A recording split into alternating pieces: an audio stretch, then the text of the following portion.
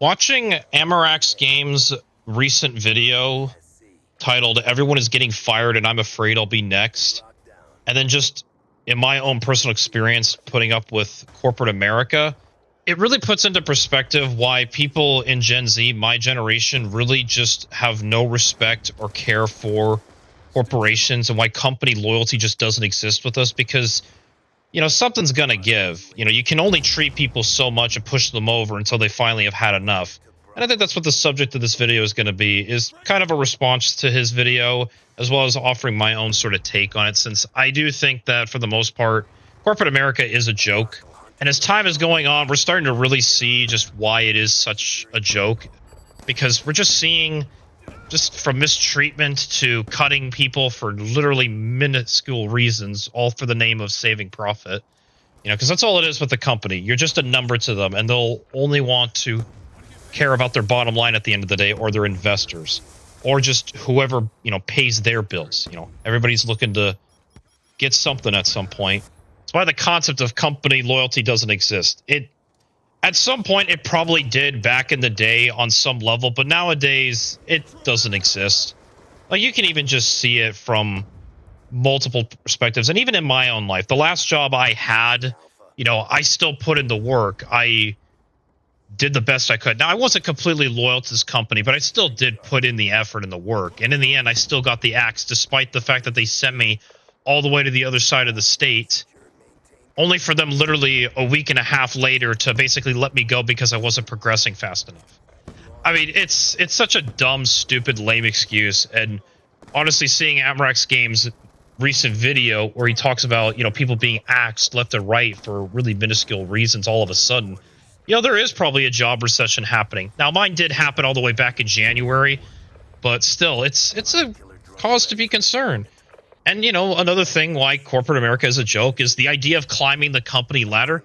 Again, that doesn't really work, mostly. There are some still success stories about it working, but that's because they're willing to grease a few palms or network with the right people. But in reality, even networking with the right people, it comes down to who you know and who you're willing to sort of bend over backwards for, which causes you to really lose self-respect in general. And the next thing you know, you're just basically being walked over like the doormat, or being ridden around like the town bicycle. So don't honestly count on the idea of climbing the corporate ladder. I mean, I haven't personally tried it, because even going into these companies, I knew it was a load of crap, even when I first left college, because some of my professors were like, find a company that maybe you could climb up that ladder, but for the most part, it's not really going to exist anymore. And that's another thing, too.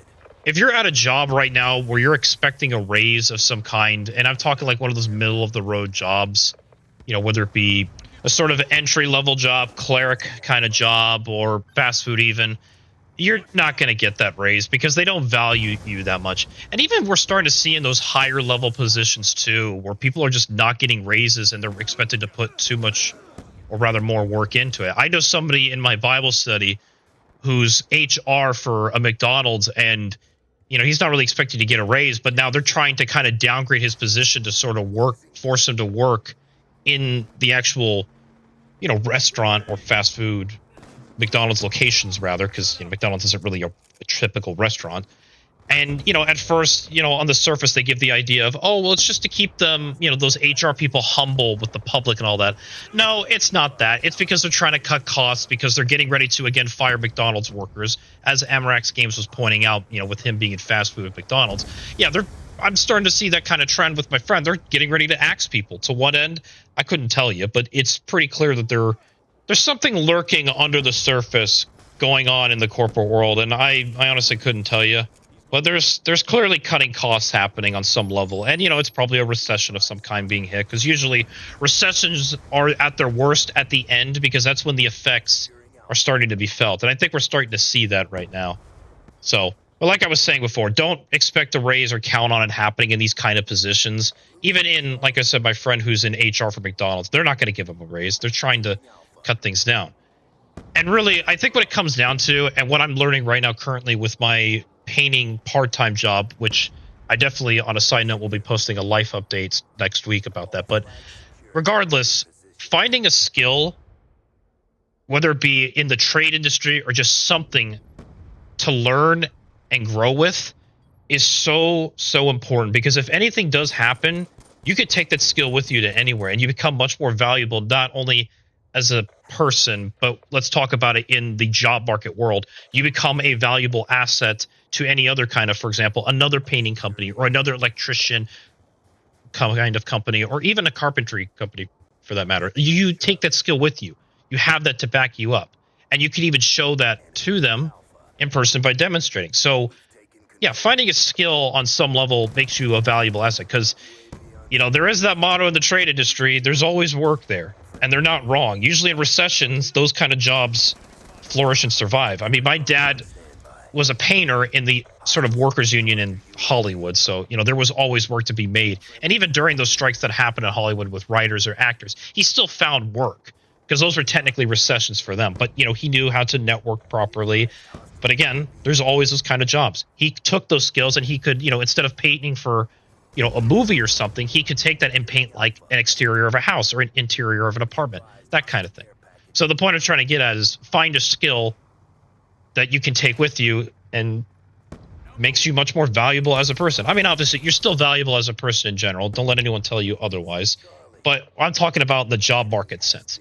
Or if you're not on that side, whether it be you're disabled or you genuinely can't do those jobs because there's something literally holding you back, you're going to have to find a company that respects you. And this does go into the sense of the trade industry, but also find a company in general that will respect you. You know, it doesn't take too long to find out if a company is actually going to value you.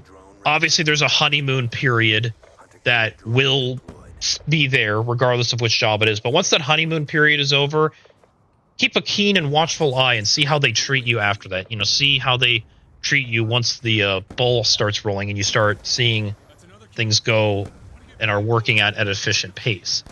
And if they still respect you or treat you that way as you're working with them, then that might be a company worth staying. Because as much as we like to rag on corporate America and how much of a joke it is, not every company is like that. They're just harder and harder to find. And, you know, there is some sort of company out there for anyone, regardless of which it is, that will respect you. It just may take some time to weed out through the garbage and literal shit. It's just, like I said, they're hard to find. Now, if a company isn't respecting you or treating you nicely, then start your exit to leave. Now, do not, and I need to stress this, do not just up and leave all of a sudden without having a plan of some kind. Stay at the job, grit your teeth, and just gather up some money as much as you can. As I said in one of my past videos, save up at least 4 to 6 months of income and set it off to the side, because you never know what can happen. And just be ready for that. Obviously, still try to apply for unemployment and all these things, but make sure you have that as a backup to fall back on, because eventually you're going to finally find out that you can't take it anymore and you're going to want to leave. Or maybe you already have the built up and you're just like, you know, maybe I don't want to really do this anymore. Maybe I want to do something else with my life. And you leave on good terms. But regardless, judging on the situation that you're in, determine if you should really leave a 2-week notice. I mean, the 2-week notice is more of a courtesy thing. But truth be told, if a company isn't respecting you and you know you're not going to get a reference out of them, by all means, just leave. Don't, honestly, the only thing you have to tell is basically say as you're clocking out, oh, by the way, this is my last day, bye, and just walk out the door.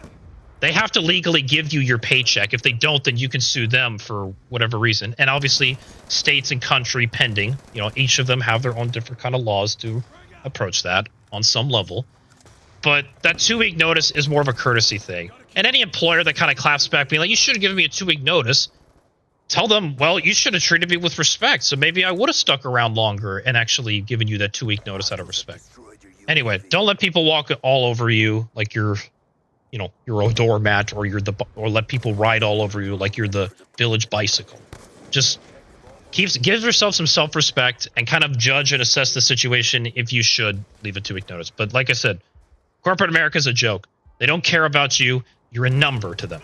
All they care about is their bottom line, and that's all there is. And there's going to be a point where they're going to learn that they can't keep treating people like this, and they're going to have to, you know, create incentives. They're going to have to create better working environments and actually care about the people that they employ, because otherwise it's going to work and backfire for them until their company is kaput. So anyway, that's all I have for today's video. Feel free to like, comment, subscribe, hit that notification bell to be notified when I upload, because we are on the road, as always, to 150 subscribers. And as of recording this video, we are at 135 subscribers. So we got 15 more. We just need 15 more people to subscribe, and we got about 4 days. So I got faith we'll reach it. I know we'll reach it. Just got to keep praying and hoping. So anyway, I'll see you guys Saturday for the next video.